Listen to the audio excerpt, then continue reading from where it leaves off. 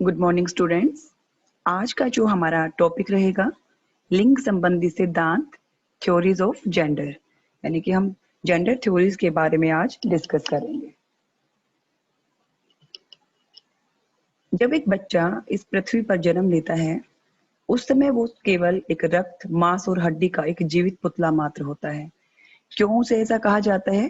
क्योंकि जन्म के समय जब उसके बायोलॉजिकल जो फैक्टर्स हैं, यानी कि जैविक विशेषताओं के साथ जब वो जन्म लेता है उस समय उसमें ना तो कोई सामाजिक गुण होता है और ना ही कोई समाज विरोधी गुण होता है।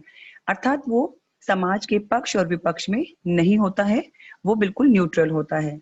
लेकिन जैसे जैसे धीरे धीरे वो उसका विकास होता है, समाज और संस्कृति के बीच में वो पलता है, अनुभव प्राप्त करता है, अपनी अंतर्निहित शक्तियों को विकसित करता है। उसी प्रोसेस में वो उसी तरह का व्यवहार करने लग जाता है जिस प्रकार का व्यवहार समाज के अन्य सदस्य करते हैं।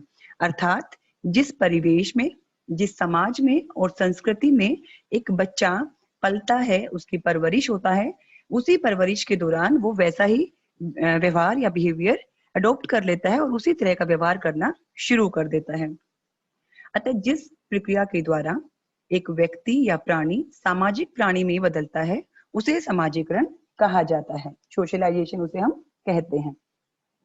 दूसरे शब्दों में हम कह सकते हैं कि जो समाजीकरण का अभिप्राय सीखने की वह प्रक्रिया है जिसमें जन्म के बाद जैविक व्यक्ति क्रमशः सामाजिक गुणों को सीखने के परिणाम स्वरूप एक सामाजिक प्राणी या मानव के रूप में परिवर्तित होने लगता है। तो जो समाजीकरण है वो सामाजिक व्यवहार को सीखने की एक प्रोसेस है, एक प्रक्रिया है। और यही समाजीकरण की जो प्रक्रिया है इसमें एक बच्चा उस परिवेश में, उस संस्कृति में जब पलता है वो उस समाज के रीति रिवाज सीख जाता है, वो उस समाज की परंपराओं के अनुसार व्यवहार करने लगता है और समायोजन भी सीख जाता है। व्यक्ति अपने अधिकार, दायित्व और कर्तव्यों को भी समाज से ही सीख लेता है। अब हम यदि बात करें कि सोशलाइजेशन क्या होता है, समाजीकरण क्या होता है, क्योंकि जो आज हम जेंडर थ्योरीज कर रहे हैं वो सोशलाइजेशन से लिंक्ड है, यानी कि हम समाजीकरण की लिंग संबंधी अवधारणाएं पढ़ रहे हैं। तो सबसे पहला प्रश्न आता है कि what is the meaning of socialisation, यानी कि समाजीकरण का अर्थ क्या है। तो हम कहेंगे समाजीकरण एक ऐसी सामाजिक प्रक्रिया है, एक ऐसी सोशल प्रोसेस है जिसके माध्यम से या जिसके द्वारा एक बच्चा, एक शिशु, एक इन्फेंट जो होता है वो एक वयस्क के रूप में विकसित होता है, यानी कि वो बड़ा होता है, उसकी जो अंतर्निहित शक्तियां हैं, योग्यताएं हैं वो विकसित होती हैं और इस प्रकार से उसी सामाजिक परिवेश में रहकर उसी सामाजिक प्रक्रिया के माध्यम से वह समाज में समायोजित होकर उसका एक महत्वपूर्ण अंग या हिस्सा बन जाता है। समाज में समायोजित होकर कैसे? कि वो समाज से अच्छी और बुरी दोनों बातों को सीखता है, समस्याओं के समाधान करना सीखता है, अपनी प्रत्येक परिस्थिति में संतुलन बनाना सीखता है और क्योंकि समाज से अलग रहकर वो अपना विकास नहीं कर सकता है, तो इस प्रकार से हम कहेंगे कि जो समाजीकरण है वो एक ऐसी सोशल प्रोसेस है जिसके माध्यम से एक जो शिशु होता है वो एक वयस्क के रूप में विकसित होता है और समाज में रहकर समाज के गुण, रीति रिवाज, व्यवहार को अपनाकर समायोजन बनकर समाज का एक महत्वपूर्ण हिस्सा बन जाता है। यदि हम बात करें फिर से सोशलाइजेशन की कि सोशलाइजेशन क्या है, तो हम कहेंगे एक ऐसी सामाजिक प्रक्रिया है जो निरंतर चलती रहती है, यानी कि कंटिन्यूअस वो चलती रहती। ऐसा नहीं है कि आज समाजीकरण हो रहा है कल नहीं। जब से मनुष्य इस पृथ्वी पर आया है तब से लेकर और जब तक वो इस पृथ्वी पर रहेगा तब तक जो समाजीकरण है, जो सोशलाइजेशन है वो एक कंटिन्यूअस चलने वाली प्रोसेस है। यदि हम दूसरी बात करें इंटरडिपेंडेंसी की या आत्मनिर्भरता की, तो जैसा कि विदित है कोई भी जो व्यक्ति इस पृथ्वी पर आता है वो अपना सर्वांगीण विकास, अपना ऑल राउंड डेवलपमेंट अकेला या सबसे अलग थलग रहकर नहीं कर सकता है। कहीं ना कहीं उस व्यक्ति को, उस बालक को अपनी आवश्यकताओं की पूर्ति के लिए कहीं ना कहीं दूसरे के साथ संबंधित होना पड़ता है, दूसरों को अपने साथ जोड़ना पड़ता है। तो इस प्रकार से हम कहेंगे जो सोशल प्रोसेस है वो एक दूसरे से जुड़ी हुई एक प्रोसेस है जिसमें कोई भी व्यक्ति अपना संपूर्ण जीवन अलग थलग रहकर नहीं रह सकता है। यदि हम एक और विशेषता की बात करें, अंतःक्रिया, इंटरेक्शन होती क्या है? सबसे पहले हमें पता होना चाहिए। इंटरेक्शन यानी कि जो आपके विचार हैं, जो आपके व्यवहार हैं, उसको जब आप दूसरे व्यक्तियों तक पहुंचाते हो या दूसरे व्यक्तियों की भाषा, संस्कृति या उसके विचारों को ग्रहण करते हो, उसे हम क्या कहेंगे? एक अंतरक्रिया कहेंगे या एक इंटरेक्शन प्रोसेस कहेंगे। उसके लिए हम भाषा का प्रयोग कर सकते हैं या जो हमारे एक्सप्रेशंस होते हैं उनका उपयोग करते हैं। लेकिन जो इंटरेक्शन है वो इसका बेस है। जो सोशल प्रोसेस है, सामाजिक जो प्रक्रिया है, वो बिना इंटरेक्शन के नहीं हो सकती है। यदि अब हम बात करें सीखने की प्रक्रिया यानी कि प्रोसेस ऑफ लर्निंग, समाजीकरण क्या है? कहीं ना कहीं हम सब कुछ सीखते हैं। जब एक शिशु, एक बच्चा जन्म लेता है और वो एक वयस्क के रूप में, एडल्ट के रूप में अपना विकास करता है, तो उस शिशु से वयस्क तक की जो प्रोसेस है या हम कहें जीवन से लेकर मृत्यु तक की जो प्रोसेस है, उसमें हमेशा ही वो बच्चा, वो वयस्क, वो व्यक्ति, मतलब वृद्ध अवस्था तक भी वो कहीं ना कहीं सीखता रहता है, दूसरों के विचार लेता है, अपना संस्कृति का, भाषा का, अपने कार्यों का आदान प्रदान चलता रहता है। फॉर एग्जाम्पल, एक बच्चा होता है, जब वो पहला वर्ड सीखता है, जब वो पहला कदम रखता है, ये भी क्या है? ये भी एक सोशलाइजेशन की प्रोसेस है। यानी कि वो देखकर, मोटिवेट होकर, दूसरों के व्यवहार को देखकर सीख रहा है। तो हम कहेंगे समाजीकरण एक लाइफ लॉन्ग चलने वाली प्रोसेस है, यानी कि सीखने की एक प्रक्रिया भी है। अब यदि हम बात करें परंपरा और रीति रिवाजों की, ट्रेडिशंस एंड कस्टम्स, प्रत्येक समाज में उसकी एक संस्कृति होती है और जो संस्कृति होती है उसमें कुछ ट्रेडिशंस होती हैं, कुछ कस्टम्स होती हैं और वो बहुत ही महत्वपूर्ण भी होती हैं और उस समाज में रहने वाले प्रत्येक व्यक्ति के द्वारा उनका अनुपालन किया जाता है और उसे सर्वोपरि भी माना जाता है। तो जो ये रीति रिवाज और परंपराएं हैं, कहीं ना कहीं ये भी व्यक्ति पर एक प्रभाव डालती हैं, उसके विकास में सहायक सिद्ध होती हैं। यदि हम बात करें सामाजिक कार्यों में भाग लेना, अगर मैं आपसे एक प्रश्न पूछती हूँ कि क्या आप हमेशा अपने घर में रहते हैं? क्या आप कहीं किसी शादी में, किसी समारोह में, किसी के दुख और सुख में शामिल नहीं होते? तो आप कहेंगे नहीं, हम तो हर जगह जाते हैं। यही क्या है? ये है पार्टिसिपेशन इन सोशल वर्क, यानी कि समाज में जो जिसके साथ आपके संबंध हैं, चाहे वो आपके सगे संबंधी हो सकते हैं, रिश्तेदार हो सकते हैं, आपके पड़ोसी हो सकते हैं, उन सभी के साथ जो आपके रिलेशंस है, जो आपके संबंध हैं, उनके सुख और दुख, सभी कार्यों में आप भागीदारी निभाते हो और यही क्या है? यही सोशलाइजेशन प्रोसेस है। इसके साथ ही सोशलाइजेशन जो प्रोसेस है, समाजीकरण की जो प्रक्रिया है, वो जीवन पर्यंत चलने वाली प्रक्रिया है, यानी कि लाइफ लॉन्ग प्रोसेस है। जन्म से लेकर मृत्यु तक, जब तक हम इस पृथ्वी पर हैं, समाजीकरण होता रहेगा। यानी कि हम समाजीकरण कहाँ है? परिवार में भी है, आपके पास पड़ोस में भी है, आप जिस सोसाइटी में रह रहे हो वहां पर भी है, समाज में भी है, राष्ट्र में भी है, यानी कि हम उससे अलग नहीं रह सकते। तो हम कहेंगे एक लाइफ लॉन्ग चलने वाली प्रोसेस है, जिसमें हम जीवन पर्यंत इंटरेक्शन करके कुछ ना कुछ नया सीखते रहते हैं। यदि हम एक और बात करें यूनिवर्सल, जिसे हम कहेंगे सार्वभौमिकता, अर्थात जो एक समाजीकरण, एक सामाजिक प्रक्रिया है, वो किसी भी देश की सीमाओं या हम कहें किसी राज्य की सीमाओं तक सीमित नहीं है, बल्कि वो ऑल ओवर द वर्ल्ड, पूरे विश्व में फैली हुई है। और यही क्या है? यूनिवर्सल, जिसे हम कहते हैं कि जो सोशलाइजेशन प्रोसेस है, कि जो बच्चे की जन्म से लेकर मृत्यु तक जो एक सीखने की प्रक्रिया है, उसके व्यवहार में जो परिवर्तन आता है, वो भारत में भी है, वो अमेरिका में भी है, ब्रिटेन में भी है, ऑल ओवर द वर्ल्ड वो चीज चलती रहेगी। अब हम देखते हैं कि डेफिनेशन ऑफ सोशलाइजेशन अर्थात समाजीकरण की परिभाषा। जॉनसन के अनुसार समाजीकरण वह प्रक्रिया है जिसके माध्यम से वह सीखना होता है जो व्यक्ति को सामाजिक भूमिकाएं निभाने के योग्य बनाना होता है। अर्थात इसमें दो बातों पर फोकस किया है जॉनसन ने, कि एक तो एक ऐसी प्रोसेस है जिसके द्वारा कि हम सीखते हैं, एक लर्निंग प्रोसेस है। सेकंड, जब हम सीखते हैं तो कहीं ना कहीं जो हमारी रोल्स हैं, हमारे जो सोशल रोल्स हैं, सामाजिक भूमिकाएं, हमें क्या करना है, क्या नहीं करना है, किस तरीके से करना है, वो सारी चीजें हम समाजीकरण के माध्यम से ही सीखते हैं। यदि हम रोज के अनुसार देखें तो रोज के अनुसार क्या कहते हैं वो? समाजीकरण सहयोगी में हम की भावना, यानी कि मैं नहीं, हम, नॉट आई बट वी, कि सिर्फ मैं अकेला रहकर अपना विकास नहीं कर सकता, बल्कि उसमें हम की भावना होती है। साथ ही उनकी क्षमता में वृद्धि और संगठित होकर कार्य करने की इच्छा का विकास है। अर्थात रोज कहते हैं कि जो सोशलाइजेशन प्रोसेस है उसमें सभी व्यक्ति जो उसमें जुड़कर रहते हैं, उसमें हम की भावना आ जाती है, टुगेदरनेस की भावना आती है कि प्रत्येक व्यक्ति अकेला अपना विकास नहीं कर सकता है, उसको इंटरेक्शन करनी ही पड़ेगी, उसे एक साथ मिलजुल कर रहना ही पड़ेगा। और यही जो मिलजुल कर रहने की भावना है, यही उसकी एबिलिटीज को बाहर लेकर आएगी, उसकी क्षमताओं में वृद्धि करेगी और वो एक साथ एक दूसरे के साथ सहयोग और प्रेम से मिलकर रहना शुरू कर देगा।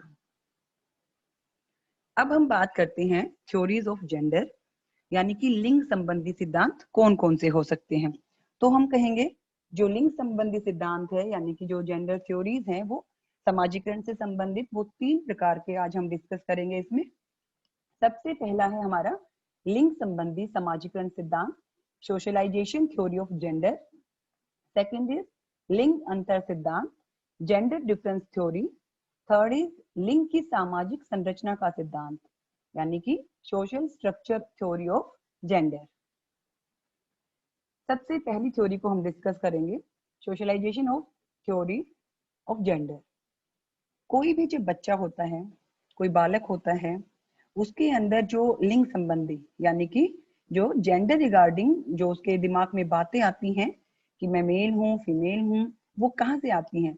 वो जिस समाज में रह रहा है वहां की रूढ़ियों, यानी कि हम कह सकते हैं जो स्टीरियोटाइप्स होती है, जो ट्रेडिशंस होती है, जो हमारी कल्चर होती है, जो हमारी कस्टम्स होती है, उन सबको कंक्लूड करके हम रूढ़ियां कहेंगे।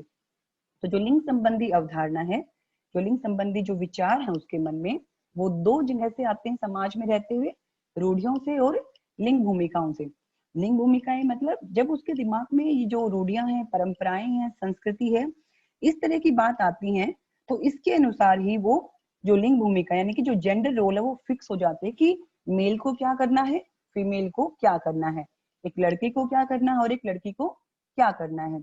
और जब इस तरह की वो जेंडर रोल्स करता है, यानी कि अपनी भूमिकाओं को निभाता है, ऐसा व्यवहार जब वो करता है, तो कहीं ना कहीं उसे पुरस्कृत किया जाता है उसके पेरेंट्स के द्वारा, उसके दादा दादी के द्वारा, या हम कहें जिस समाज में वो रह रहा है, या उसके टीचर्स के द्वारा, उसके फ्रेंड्स के द्वारा, इसमें सभी आ जाएंगे। उसका ऐसा व्यवहार करने पर उसे मतलब मोटिवेट किया जाता है, पुरस्कृत किया जाता है, और कहीं ना कहीं वो लिंग संबंधी जो व्यवहार है ये करना सीख जाता है।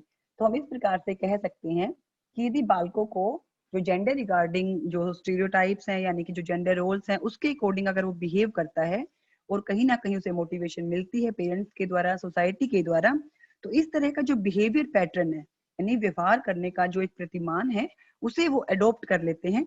और साथ ही ऐसे जो बच्चे होते हैं जो अपने जो उनके जो जेंडर है, जो लिंग है, वो मतलब उस तरह का जो पेरेंट्स हैं उसकी हैबिट्स को, उनके बिहेवियर को, उनके इंटरेस्ट के अकॉर्डिंग ही काम करना शुरू कर देते हैं। जैसे कि हम कई जगह देखते हैं कि छोटे बच्चे जो होते हैं, अगर कोई मेल है, बच्चा छोटा मतलब बॉय है, तो वो अपने पेरेंट्स की तरह, अपने फादर की तरह कपड़े पहनना, दादा की तरह चश्मे लगाना, और ठीक उसी प्रकार से व्यवहार करता है। अगर हम लड़कियों की बात करें तो वो अपनी मम्मी के साथ या अपनी माता के साथ खाना बनाना, किचन सेट के साथ खेलना, साड़ियाँ पहनना, इस तरह के काम करने शुरू कर देते हैं। और फिर उनको क्या मिलता है? उनको अप्रिसिएशन मिलता है कि हाँ आप बिल्कुल सही कर रहे हो। क्या कभी किसी लड़के को ये कहा जाता है कि आप डॉल के साथ खेलो? नहीं, बल्कि उसको क्या कहा जाता है कि आपके लिए आप कार के साथ खेलो। इट मीन्स हम कहेंगे जो ये जेंडर रिगार्डिंग जो एक सोच है जो हमारे दिमाग में बैठ जाती है, ये बच्चे के दिमाग में जो बैठ जाती है, वो उसके व्यवहार के कारण, उसके सामाजिक जो उसका सोशल बिहेवियर है, जो उसकी परंपराएं हैं, रूढ़ियां हैं, उसी के अनुसार वो जेंडर रोल्स, उन भूमिकाओं को करना शुरू कर देता है जब उसको अप्रिसिएशन मिलती है। जैसे कि आपको इस पिक्चर में दिख रहा है कि जो सोशलाइजेशन प्रोसेस है, जैसे पेरेंट्स जो फैमिली है उसको जो सिखा रही है, क्योंकि सबसे समाजीकरण का जो सबसे छोटी इकाई है वो क्या है? वो परिवार है। परिवार से वो समाजीकरण शुरू हो जाता है। उसी प्रकार से जो बॉयज हैं उसको खेलने के लिए कार दिया जाता है, और जो गर्ल्स होती हैं उनको कहते हैं डोल के साथ, क्योंकि उनके दिमाग में जो जेंडर रोल्स यानी कि जो उनकी भूमिकाएं हैं, आपको क्या करना है, आपको किचन में हेल्प करनी है, आपको क्या करना है, आपको ये पापा की हेल्प करनी है, आपको दादा की हेल्प करनी है। It means gender roles fix हो जाते हैं बच्चे के दिमाग में शुरू से ही। और ये कहाँ, कहीं ना कहीं जो हमारा कल्चर है, जो हमारी संस्कृति है, जो हमारी रूढ़ियां हैं, उसका इसमें बहुत ही महत्वपूर्ण रोल होता है। अब हम बात करते हैं दूसरे सिद्धांत की, जिसका नाम है लिंग अंतर सिद्धांत, जेंडर डिफरेंस थ्योरी। जैसा कि नाम से स्पष्ट है कि जेंडर के बीच में डिफरेंस किया जाता है, उनके बीच में अंतर किया जाता है। किस प्रकार से? हम एक समाज में रहते हैं, समाज की जैसे मैंने अभी बताया छोटी इकाई परिवार है। परिवार में सबसे पहले एक लिंग विभिन्नता यानी कि जो जेंडर डिफरेंसेस है वो क्रिएट होते हैं। कैसे क्रिएट होते हैं? कि हम कहेंगे कि जो मुख्य जो सिद्धांत है ये, इसके अनुसार जो लड़के और लड़कियां हैं वो अपनी फैमिली से जो प्रॉपर जो बिहेवियर है, जो एटीट्यूड है, यानी कि जो उनका दृष्टिकोण है और व्यवहार है, वो सीख जाते हैं और वो वैसा ही काम करते हैं। किस प्रकार से करते हैं? उसका जो मेन कारण क्या है, उसके पीछे फोर्स क्या है, शक्ति क्या है? वो सामाजिक संरचना की शक्ति है, यानी जो सोशल स्ट्रक्चर है वो उसको फोर्स करता है वो काम करवाने के लिए। कि जो जेंडर डिफरेंस होता है वो बच्चे के जन्म के साथ ही शुरू हो जाता है, और जब जन्म के साथ ही डिफरेंस शुरू हो जाता है उसको पुश जो कौन कर रहा है, उसकी फैमिली उसको पुश कर रही है, उसे हम सोशल स्ट्रक्चर कहेंगे। उसका प्रभाव क्या होता है? उसका प्रभाव होगा कि जो लिंग है यानी कि मेल फीमेल है, या हम कहें नर और नारी है, उसके बीच में डिवीजन हो जाता है। किसका? लेबर का। कि जो लिंग है जिसको हम महिला और पुरुष कहेंगे, उसके बीच में काम का बंटवारा या कार्य का बंटवारा, परिश्रम का विभाजन कर दिया जाता है इस सिद्धांत के अनुसार। तो इस प्रकार से हम कह सकते हैं, इस सिद्धांत के अनुसार लड़के और लड़कियां परिवार से उपयुक्त व्यवहार और दृष्टिकोण सीखते हैं और ठीक वैसा ही व्यवहार करना शुरू कर देते हैं। दूसरी बात हम क्या कहेंगे कि इस सिद्धांत के अनुसार बोथ सेक्सेस यानी कि मेल और फीमेल, उनके बीच में परिश्रम का विभाजन किया जाता है, डिवीजन ऑफ लेबर। और ये किसके द्वारा होता है? ये सामाजिक संरचना के द्वारा ही होता है। और जब ये डिवीजन ऑफ लेबर स्टार्ट होता है, उसके द्वारा वो जो जेंडर है वो वैसा ही सोशल बिहेवियर करना शुरू कर देता है। जैसे आपने देखा होगा, छोटे छोटे बच्चे होते हैं घर में, वो क्या कहते हैं? नहीं, ये मेरा काम है, blue is my favourite colour. Mama क्या कहती है कि आपको ब्लू कलर पहनना है क्योंकि आप एक बॉय हो। और जो गर्ल होती है उसको क्या कहा जाता है कि आप एक गर्ल हो, एक लड़की हो, आपको पिंक कलर पहनना चाहिए। यानी कि हमने डिफरेंस वही कर दिया। दूसरी बात, अगर हम फिजिकल को देखें कि भी जो बचपन से ही ये सिखाया जाता है कि जो बॉयज होते हैं, जो लड़के होते हैं, वो अधिक शक्तिशाली होते हैं। आप ज्यादा दूध पीजिए, आप ज्यादा डाइट लीजिए, क्योंकि आप स्ट्रोंग हो, आपको ज्यादा काम करने हैं एज कम्पेयर गर्ल्स से। यानी कि उनके बीच में काम को बांट दिया जाता है कि घर का काम कौन करेगा, कोई लड़की है वो करेगी, या जो कोई विमेन है वो करेगी, किचन को वो संभालेगी, लेकिन जो बाहर का काम है उसको कौन करेगा?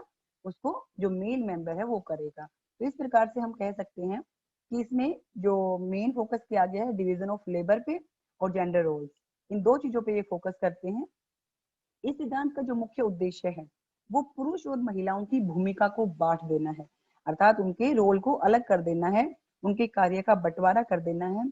और जब ये काम का बंटवारा होता है, इसके कई सारे फैक्टर होते हैं जो जेंडर डिफरेंसेस को बढ़ा देते हैं।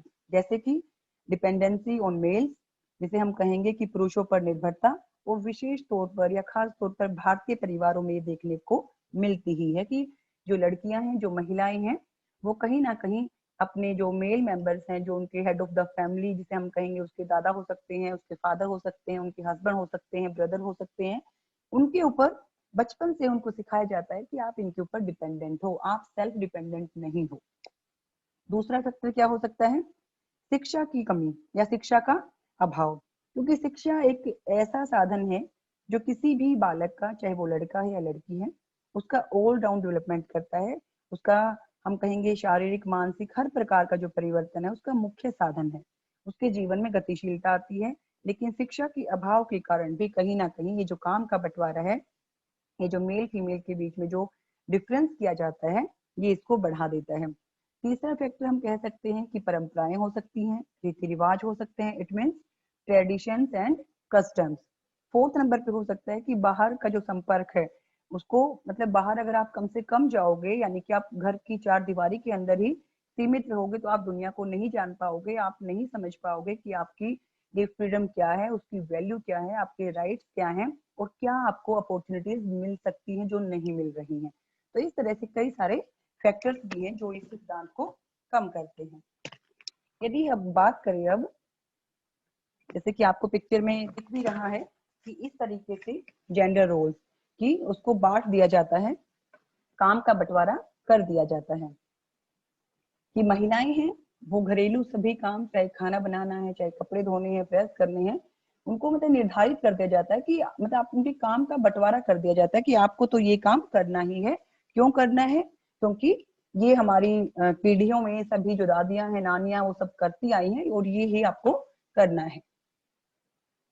यदि हम बात करें अब तीसरी थ्योरी की, social structure theory of gender, it means लिंग की सामाजिक संरचना का सिद्धांत, तो बड़ा ही स्पष्ट है, सरल है कि जो बच्चे होते हैं उनमें कुछ सामाजिक, मानसिक, नैतिक और अन्य विकास होता है बचपन में।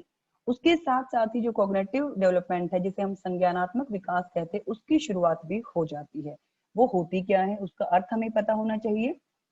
जब बच्चा जन्म लेता है उसे अपने बारे में कोई भी ज्ञान नहीं होता है, उसे सही गलत की पहचान नहीं होती है, उसे ये नहीं पता कि मैं क्या हूँ और दूसरा क्या है।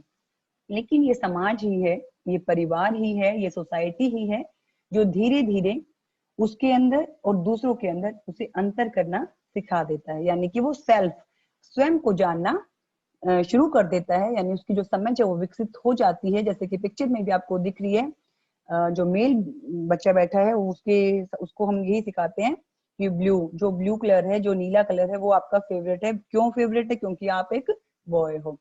जो लड़की है, जो गर्ल है, उसको हम कहते हैं नहीं आप तो गर्ल हो, आप तो सॉफ्ट हो, आपको तो पिंक कलर पसंद है। तो ये जो डिफरेंस है, वो बच्चा भी क्या डिफरेंस करना शुरू कर जाएगा कि मैं एक बॉय हूँ, आई एम अ बॉय, और शी इज अ गर्ल। साथ ही जैसे आपको पिक्चर में दिख रहा है कि I am a boy so I must act like a boy. वो बचपन से ही सीख जाता है कि मैं एक लड़का हूँ और मुझे लड़कों की तरह ही काम करना है। जैसे पापा काम करते हैं, जैसे दादा काम करते हैं, सोसाइटी में जो मेल मेंबर्स है वो काम करते हैं, मुझे वैसे ही काम करना है। लड़कियों को बचपन से ही क्या सिखाया जाता है, यानी कि उसको पहचान करा दी जाती है कि अपने अंदर की, स्वयं की, कि उसका विकास जो हो रहा है वो लड़कियों की तरह होगा। जो घर में जो फीमेल्स करती हैं वही उसको करना, उनसे, उस लीग से अलग होकर उसे कोई भी काम नहीं करना है। तो इस प्रकार से हम कह सकते हैं कि दोनों थ्योरीज में हमने देखा कि जो बच्चा है उसमें सामाजिक, मानसिक, नैतिक और अन्य विकास होता है। उसके साथ साथ ही कॉग्निटिव जो विकास है, जो डेवलपमेंट है, वो शुरू हो जाता है। और उसकी उसकी पहचान क्या है कि वो स्वयं के बारे में जानना सीख जाता है और दूसरों से वो डिफरेंस करना भी सीख जाता है। साथ ही कोई जो बच्चा है वो जाति, धर्म या किसी चीज से भी संबंधित हो, लेकिन सबसे पहले फोकस क्या होता है कि भी ये मेल है और ये फीमेल है, उस चीज को हाईलाइट यहाँ पे किया जाता है। Thank you.